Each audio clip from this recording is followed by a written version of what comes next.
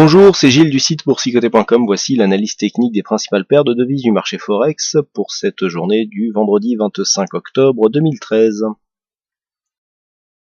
Et pas de changement donc sur cette crosse de devises euro-dollar, puisqu'après avoir franchi cette zone ici d'un 37,91, bien les cours s'inscrivent ici au-dessus de cette zone comme un support. Donc pour l'instant on a une tendance qui reste ici haussière. Nous avons eu un petit contact ici avec la moyenne mobile 20 exponentielle, mais une certaine stabilité entre les cotations qui ont lieu aujourd'hui et la séance d'hier, avec des petits plus hauts, des nouveaux plus hauts qui ont été inscrits, mais sans évolution notable. Du point de vue des indicateurs, on sort de cette zone de surachat, donc une petite consolidation à plat qui se fait gentiment.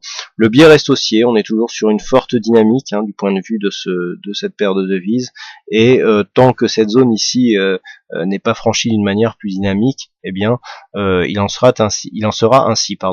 Le point d'invalidation de cette tendance haussière actuellement, on a un premier point d'invalidation qui se ferait sur une cassure de ce plus bas significatif qui est situé à 1,3741. Sur une rupture de cette zone, eh bien on viendrait invalider la continuité de cette tendance directe.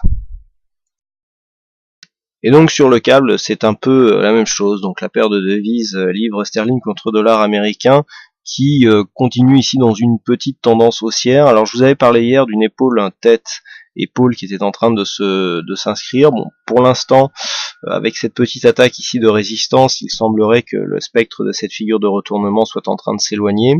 De toute façon, tant qu'on ne revient pas d'une manière assez dynamique sur cette zone ici des 1,6120, il n'en est absolument pas question.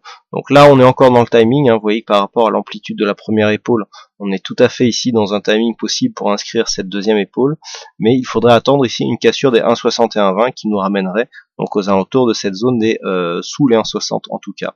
Du point de vue de la hausse, on sent bien que c'est cette zone ici des 1,6213 qui pourrait totalement invalider ici la formation de cette figure. Pourquoi? Puisque on voit les cours ont buté plusieurs fois sur cette zone, un petit peu comme lors de l'inscription de la première épaule ici. Donc on sent que sur une attaque un peu plus franche, un peu plus dynamique que les autres, on pourrait rapidement revenir ici sur cette zone des 1,6256, voire le dépasser, et du coup invalider cette figure. Donc le niveau ici d'alerte pour réactiver la tendance haussière se fera sur une cassure dynamique de cette zone ici des 1,6213, voire par le contact avec cette zone des 1,6256. Sur le dollar yen, il semblerait que les choses soient en train de se confirmer. Alors pourquoi se confirmer? Je vous avais parlé d'une petite phase baissière là depuis quelques jours. On est venu s'inscrire ici dans une continuité baissière. On avait un objectif qui se situait ici à 96,91.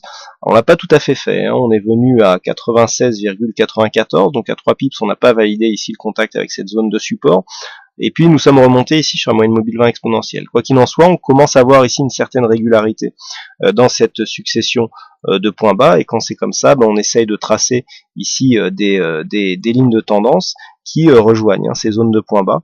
Voilà, là ici on a quelque chose d'à peu près propre sur ce genre de dynamique ici. Et si l'on reporte cette zone sur les points hauts, on peut s'apercevoir que nous avons des points hauts qui correspondent, et donc ce trend ici qui est en train de se créer et qui nous donne les limites d'une tendance baissière qui est en cours. Les cours ici sont revenus sur la moyenne mobile 20 exponentielle. Nous pouvons voir que par rapport à ce trend, on n'en est que à la moitié. Quoi qu'il en soit, c'est toujours intéressant ici d'avoir une rupture d'un niveau, un niveau des 97-46 qui, depuis sa rupture, fait office de zone de résistance. Vous voyez qu'on ne s'était pas vraiment approché de cette zone sur le précédent point bas. Cette zone était une résistance ici sur cette phase, on le voit aussi un peu ici, et le fait d'avoir eu cette cassure, on a retrouvé cette zone comme résistance, et puis on l'a testé une première fois, nouveau plus bas ici sous les 97, on revient la tester une seconde fois juste avant la clôture hebdomadaire des marchés de la monnaie. On est en contact ici avec la moyenne mobile 20 exponentielle, donc c'est assez intéressant ce contact qui intervient ici juste avant la clôture, puisque un franchissement ou pas de cette zone pourra nous donner des informations assez importantes, donc comme je le disais, sur la poursuite de la tendance. Donc bien ici surveiller cette zone. Donc pour l'instant, tant qu'on reste sous cette zone de résistance baissière, eh bien la tendance restera orientée à la baisse. Il faudrait une cassure assez dynamique de cette zone et la validation d'un point haut supérieur à celui-ci pour invalider cette tendance. Donc pour l'instant, autant dire que l'on en est assez éloigné. Donc ici, un test à surveiller sur cette zone de moyenne mobile 20 exponentielle. Voilà ce que nous pouvons dire sur l'analyse technique de ces principales paires de devises du marché Forex. Il ne me reste plus qu'à vous souhaiter à toutes et à tous un bon week-end, bonne chance dans vos prochains trades et on se retrouve dès la semaine prochaine pour d'autres analyses techniques en vidéo. Bonsoir à tous et bon week-end.